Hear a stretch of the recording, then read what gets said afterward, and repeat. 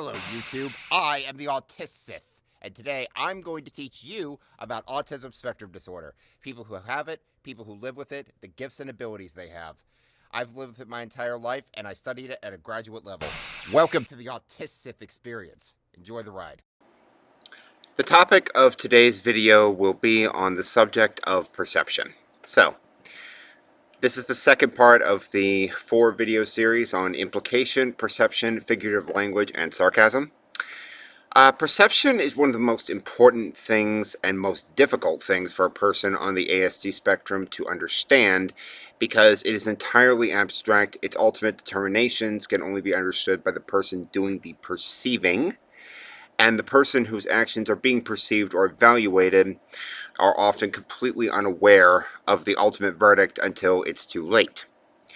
Also, if the words or actions are deemed to be offensive, then it commits what has essentially become the concept of a social crime. What does that mean? It means that enough people perceive it as something that is inappropriate or angering or upsetting that even though the person doesn't intend for it to be taken that way, their intentions are not considered, and the perception and the action and how it looks and feels to people is the only thing that is considered.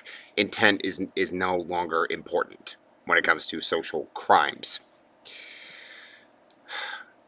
These can have results ranging from social ostracism, professional and personal life suffering, or even property destruction and physical harm against the person whose actions were perceived to be socially criminal or worse. In the words of Lindsay Oberman and Vilaynur S. Ramachandran, so aptly stated in their work, The Simulating Social Mind, the role of the mirror neuron system and simulation in social and communicative deficits of autism spectrum disorders, though each researcher uses his or her own terminology, all generally claim that the understanding of human actions and internal states relies on both the capacity of the observer to perceive other humans as like me, and the capacity to simulate the observed action's own motor, cognitive, and emotional representations. Again, that is the work of Lindsay Oberman and Vilaynur S. Ramachandran. The role of the mirror neuron system and simulation in social and communicative deficits of autism spectrum disorders. Very nice publication. So, what we can take from this is that the understanding of human norms of communication relies on the capacity of the observer, that is the person doing the perceiving, to perceive other humans as like me, or do their actions match up with what I'm expecting? Do I feel that I understand how they are interacting with me or with others? And does it closely mirror me enough that I can perceive them as normal? For the person on the autism spectrum, this is often not going to be the case. A person on the autism spectrum will often consider perception to be a persistent thorn at the very least and a nightmare at the worst.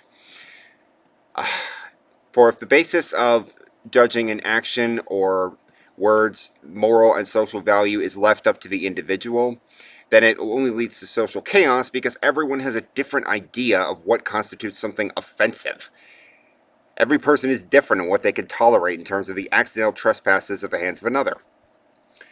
Take away the ability of a person to understand the most basic part of human communication, body language, facial expressions, voices, etc., and have them only see what is written in the sentence or what action is being committed by hand, and communication becomes an uphill battle.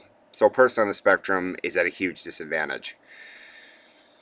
Perception relies on feelings, and feelings are inherently subjective and open to interpretation. So, perception is not something that you can expect someone on the spectrum to communicate with. You can't expect them to judge based on it. It's not how they operate. It is people on the spectrum, very direct, very linear, very literal. It's just not going to work. So, keep that in mind when you have someone on the spectrum that you're talking with. To them, all that's in front of them is what they see and what they hear. the words they hear, the definitions they hear, that's what they're using. Okay? So, thank you. Thank you so much. I'm the AutisTSith, and it's been my pleasure to instruct you.